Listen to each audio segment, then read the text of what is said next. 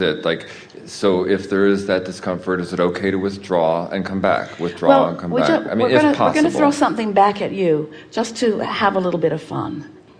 The art of allowing, the art of allowing, the art of resistance, the art of alignment, the art of resistance. In other words, you're tuning into who you are, or you're holding yourself apart from who you are. And so the path of least resistance, we touched on this just a little bit yesterday.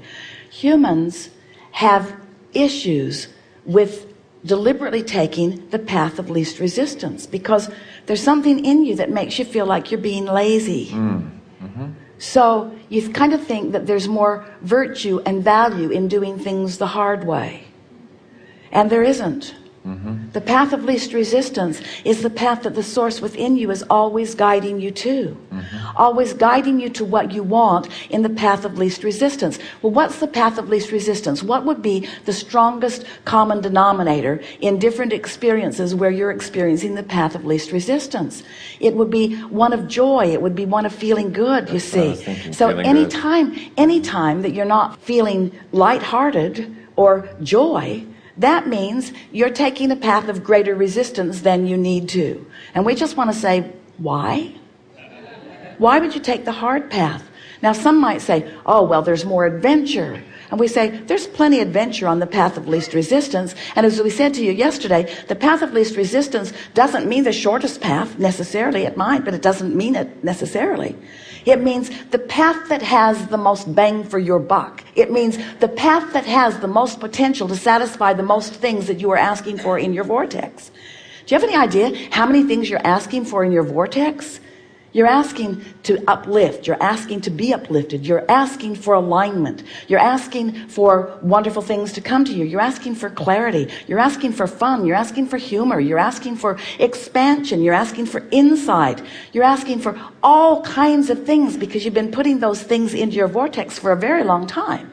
And so as the source within you is guiding you along, it's not guiding you to the quickest way to satisfy this thing that you're active on right now, this one subject. While that certainly is an important factor in what you're being guided to, but the source within you is remembering everything you want. So let's say that you have something that you really are interested in accomplishing, and you really want to get it done in a short period of time, and you've been focusing and you've been thinking about it. Of course, source is going to guide you more specifically to what you're asking for. But along the way, source remembers all the other things you want, like human interaction. Source remembers all the other things you want, like being an uplifter, like being an advantage to others, like being a co-creator, like being an appreciator. And so once you get tuned to this high frequency, that leverage that we were talking about yesterday begins to kick in a way where you have this expansive capacity to explore and receive life. You become more like us. You become more like the source within you, more omnipresent, more sensitive to more things at the same time, more able to receive all of the benefit. It would be sort of like being in a situation where only one of your physical senses, let's say you're going to dinner tonight and you've chosen one of these beautiful places on board this ship, and you have chosen a specific meal that is to your liking, but you go only with the sense of sight. This looks really good, you say. Look at those colors. But you can't smell it. You can't taste it. Can't hold your fork. Bulky example. But what we are getting at, the more you tune yourself to this higher frequency, the greater your capacity to devour the deliciousness of every interaction with everything, so that you find yourself fascinated and enjoying the details, the tactile, visceral, extraordinary details, multi-leveled details of this time-space reality. Nice to know.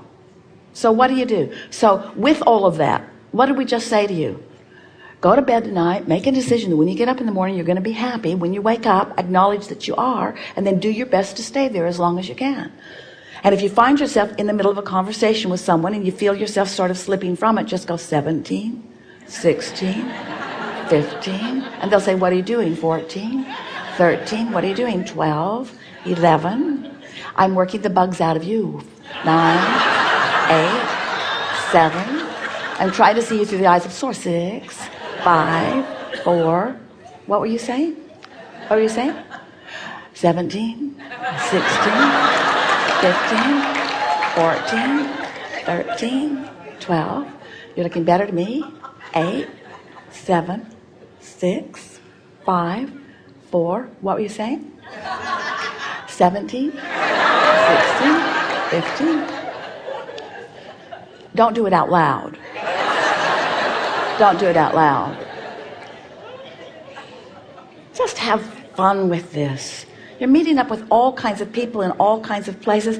Esther was getting ready today and turned on her television with all the music to choose from. And the system was in one room and she was getting ready in the other. And she made 25 trips into the other room to change the music because she was reaching for something that was in a vibrational vicinity of where she was. And it seemed like no matter what one she chose, there were all kinds of different choices, it got into heavy stuff right away. And she thought, they should just put this all in one category and call it bummer. There was nothing uplifting about anything. Finally, she just turned it off and thought her own happy thoughts. You tune yourself to the frequency that is you. And everything that is the frequency that you are will then begin to reveal itself to you. And meanwhile, let's not make such a big thing about it. Helpful? Very. Really good.